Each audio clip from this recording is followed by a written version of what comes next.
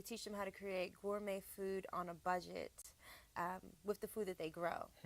Yeah, so we're working with Ballou High School heavily in Ward 8. Okay. In all of DC, again, it's a global campaign. However, DC, Ward 8 is where a lot of the love is really needed. So I really want to pour my energy That's the more into. impoverished community in the Yeah, city. Yeah, yeah. right. Statistically, it's the Exactly. most obese. Statistically, it's the most drug stricken. Statistically, the literacy rate is low, and it's important that we raise the consciousness of our community and really pour into the people that are there who have not been exposed to maybe Parisian cuisine or fabulous Indian cuisine or an Oscar cocktail party. So I'm the one who's going to bring it to them.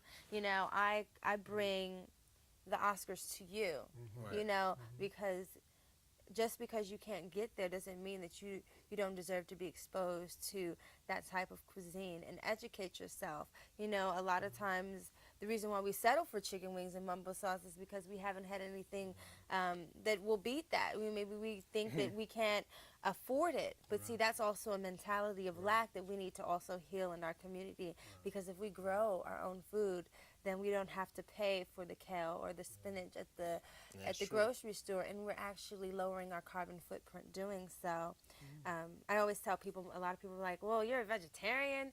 I just opened up a restaurant in DuPont Circle, Cafe Green, 15, 13, 17th Street, partnered with my dear friend, DJ, Dijon Kim, and he actually is the founder of Java Green, Java which Green is is awesome. located on 19th and L. A beautiful space where actually we partnered up to open up Cafe Green, and we plan on actually launching quite a few more restaurants in the coming years. We've got a great team. We just had our first paying customers the 2 Fridays ago, and actually Kobe was there on the first day, and I was able to treat him to some fabulous Yeah. cuisine. Got some good footage. We're gonna have that online as well. So yeah, get ready for that. Yes. So culinary arts. Where does culinary and arts merge for you? And I know you started making your own food. And when did the artistic side of culinary merge with the when did that jump off Well, for you? I feel like it was in me. My great grandfather is from China, and he married a woman who they met in the Caribbean. Well, actually in South America, Guyana, and he's Asian. She's actually Portuguese, French, and Amerindian Indian. They both could cook like amazingly, so they opened up a restaurant in Guyana. And so as a child, when my grandmother moved to the country, my great grandmother, Mommy Sue, I used to be in the kitchen with her after kindergarten. She used to watch me, and she taught me how to concasse my first tomato, like de-seed my first tomato, how to make patties, and like her food was phenomenal. So I was like 5 years old when I first found my love for food and the preparation of it, because she used to be like, and we used to watch Yan Can cook. I don't know if you know about it, but Martin Yan actually spoke at my graduation in California when I graduated from Le Cordon Bleu. And it was just so amazing, the connection, because I used to watch him as a child. So it started very young, but then I realized my talents and my art, the artistry of it, just by doing it. I didn't even know it existed. It was one of those miracles that just, by doing it, it unfolds and it becomes just like this beautiful thing that you didn't even know would manifest in that way. And that's the beauty of surrendering and the law of allowing it to happen for True you, indeed. So. So at your events, because we have I know we have pictures showing of the food that you've made or prepared for events, and and all of it has an artistic quality, like the colors look right, and then it's the proportions, and it's all.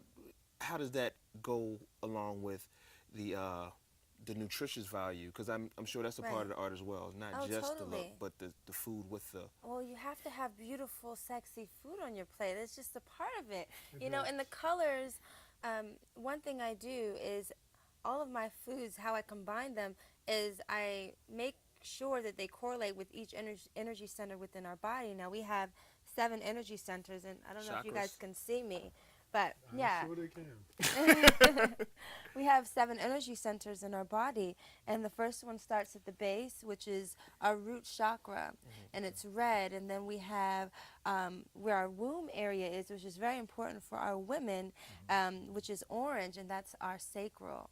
And Sacral. yes, and then we have our solar plexus, which is right above it, our heart, and that's yellow, and then we have our heart, which is green, which I'm wearing. Queen and- of green. of green, hence, yes.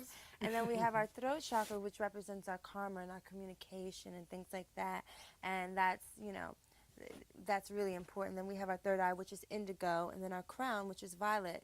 And all of the food that I create, I make sure that it's energetically harmonious for the body, as well as local as possible and as organic as possible. The purpose of eating is to oxygenate the blood and oxygenate the body, but no one said that you have to be a vegetarian and eat vegetables and fruits and it'd be boring. It could be very amazing and a very sensual experience for adults and for children. For children, just because you're vegan doesn't mean you miss out on all the fun treats. You can become creative, and that's where the artistry comes in. Plating designs and really just putting the love and the energy into the food so that people, when they taste it and when they see it, they're able to absorb that energy. Yeah. Nice, real nice. Let's see. Kobe, you want to go ahead and do the ranges real quick?